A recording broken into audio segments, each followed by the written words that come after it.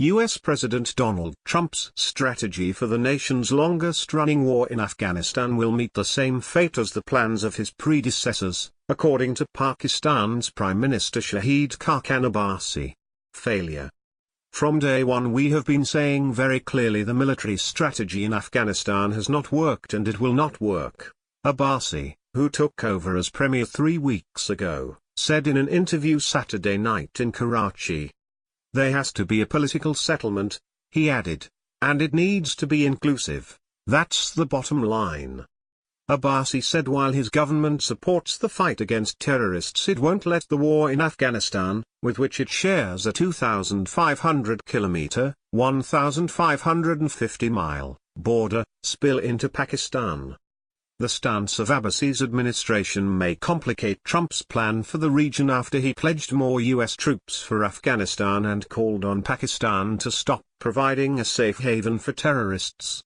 Failure by Trump to resolve the Afghan war risks even greater financial and human cost for the U.S., could leave it bogged down further in the conflict, and may become a further sore point for ties with China and Pakistan, with Trump already chiding Beijing for not doing enough to stop the turmoil. The war has cost the U.S. about $714 billion and several thousand lives.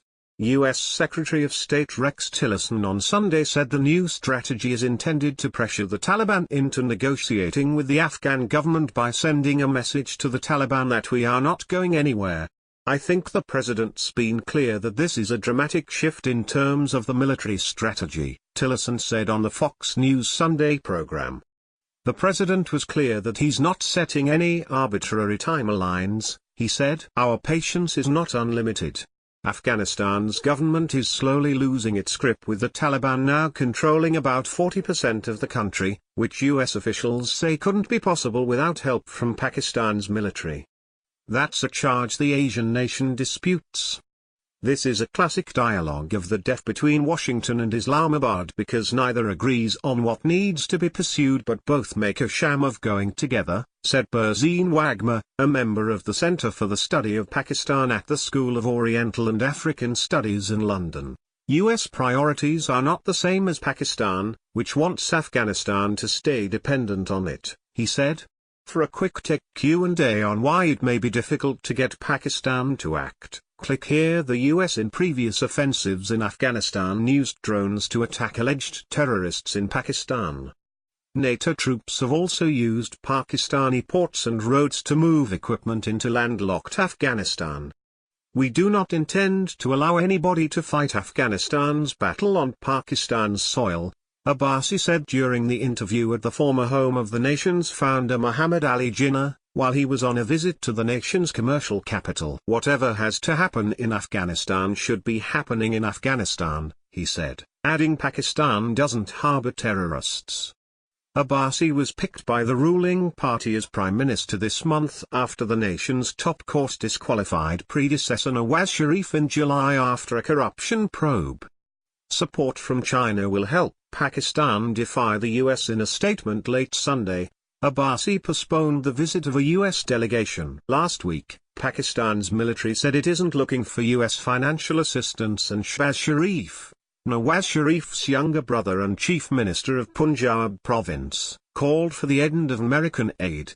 China, which is seeking to build its economic and strategic clout in South Asia, has more than $50 billion in planned infrastructure projects in Pakistan.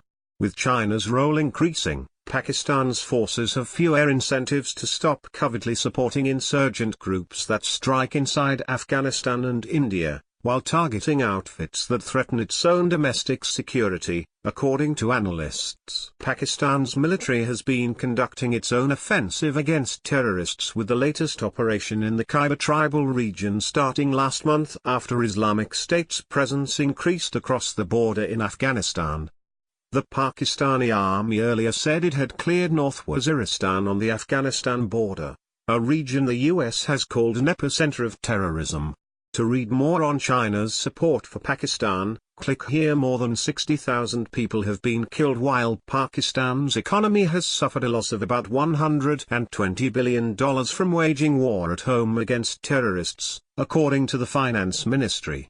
The nation is one of the largest hosts to refugees globally after Afghans fled across the border during decades of war.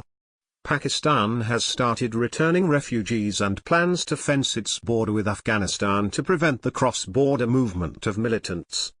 Abbasi said Pakistan is willing to work with all countries including India, from which Trump sought help to develop Afghanistan's economy, to achieve regional stability. Still, he added the Afghan government should be owning the issue and dealing with the Taliban.